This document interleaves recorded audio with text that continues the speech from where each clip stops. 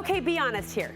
When was the last time you actually thought twice about your hairbrush? Or maybe even you've been using the same brush for years and you're not even sure you like it. Well, in today's Style File, we are taking you to hair school, helping you understand all of the different types of brushes so you can get the right one for your hair type. Studio 5 style and beauty contributor Megan Moore is here to help. We have to stop and celebrate. Oh, we do? Something chic and beautiful and wonderful. Meet your new beauty contributor, Megan Moore. Look at the haircut. Toss, toss.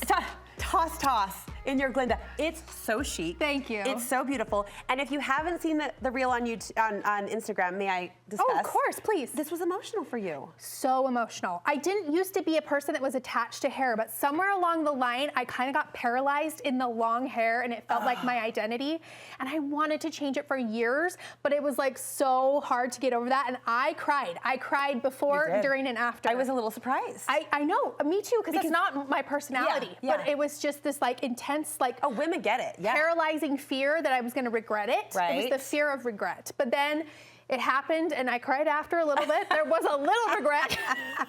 And now I love it. So to the brave stylist who took on your hair, well done. Thank you. It looks so good. Well, thank you so much. Okay, hair brushes. Now back to hair brushes. You recently were talking to clients and you realized that women don't give a lot of thought, but maybe they should. Yeah, there's no education in this. And I had a client literally last week and she was like, I feel like my brush is maybe causing breakage. And I said, well, what type of brush are you using? And she told me, and I was like, yeah, that's the complete wrong brush for your hair type. But she didn't know. And it was my fault because I didn't educate her, right? So I want to put it out there to help women kind of understand the makeup of brushes and reach for the right one. All right, key things to consider when shopping. I'm one of those women, I've never thought about it. Yes. The bristle material. Yeah, what's the bristle made out of? There's different bristles out there. The most common are going to be a boar bristle, which is a natural brush. That's premium, right? Yeah, and this is going to be, boar bristle is natural. It's going to distribute oil through the hair. It's going to be soft. It's going to be great for shine. So if you're looking for shine, boar bristle could be something that you reach for. We've got synthetic bristles that are plastic or nylon. These are kind of the most standard bristles, what they're made out of. Now they're great. They're just kind of run of the mill. The only downside with these is sometimes they cause static. So if you have staticky hair, that might not be the right material for you.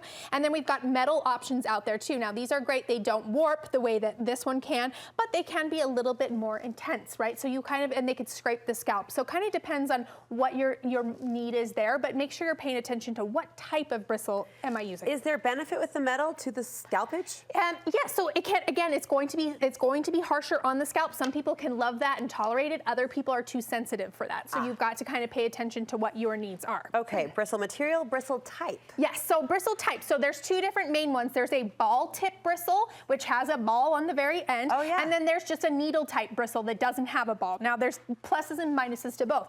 A ball is going to be more massaging on the scalp, right? It's definitely going to feel better, and that's why it was invented. It's also going to serve as something, they're like almost like little fingers that pick up the hair. So if you're trying to generate volume, like a pony. Yes, they're going to kind of pick it up and get it off the scalp. Okay. So a ball is great for that.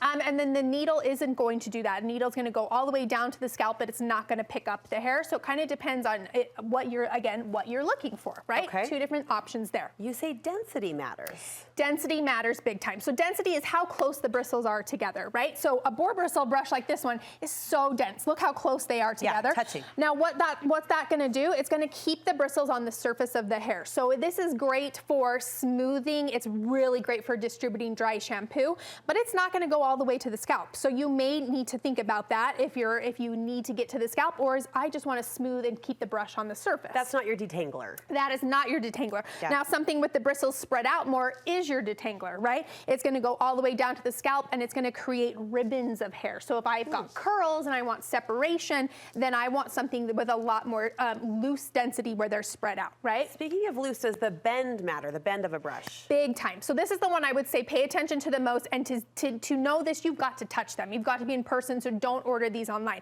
So that's your flexibility. How much are these bristles moving around? Why is that so important? Because if you've got fragile hair that breaks, you do not want a stiff brush. You want one that's going to bend and be soft. So if you're bleaching stretching your hair, if you've got fragile hair that breaks really easy, you need something that moves around. If you've got that coarse, heavy hair that can handle it, then it can be a stiff bristle and it's going to get through that thicker hair, right? I didn't even think about that. So your hair versus your daughter's hair is going to be totally different because you're really dense, where you've got those baby blondes. They're going to need something that's not nearly as they need the flexibility, whereas you don't really need it. Got it. So the actual brush doesn't bend, it's the bristles. It's the bristles and how much they sway, right? Oh my goodness, yes, of course. Okay, and then heat. You say take into consideration heat. Yeah, if you're gonna be using heat with a brush, make sure you're using a brush designed to do that. I see women use a paddle brush that's not designed for heat all the time. So you're gonna know that it's designed for heat because it's gonna have holes in it, it's gonna have airflow. So air can travel from one side to the other. It's also gonna be made out of something that can absorb heat and conduct it. So like ceramic or tourmaline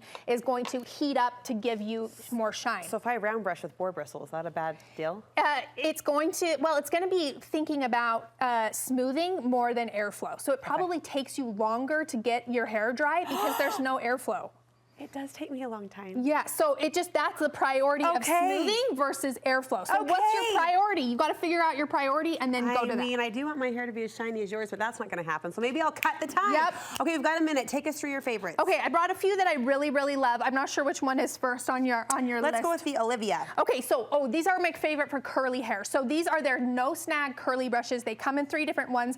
This one is the most spread out, so it's going to be for hair that's like really coily curly. But then they have one that's going to be for regular curl or wave, and so it's really cool. And these ones have a lot of flexibility here, which is neat. But the bristles themselves are actually really dense, so great for detangling and creating ribbons in curly hair. I need those. Tell me about the wet brush you love. Okay, this one is a wet brush designed for airflow. You can see that air is going to go through it, and it also has that heat plate on the back, so it's going to heat up and it's going to give a lot of shine to the hair. This one is amazing, and this is what I use on my blow dry every day because it's fast, but it also has that plate, so it makes it shiny and smooth. What about for my baby blondes, the fragile hair?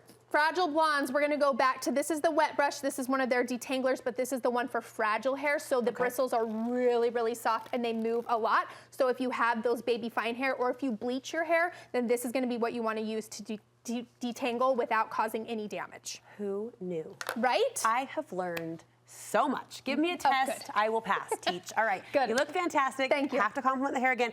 And great job, guest hosting. Oh, it was so when fun. I was away, It was she so was fun. fantastic. You I were loved so it. natural. It I was loved so it. many of your strengths on display. So great job. You're the best, and I'm so happy you're back. Thank you. Where can we follow along? Always at thebeautysnoop.com and over on my Instagram at BeautySnoop. All right.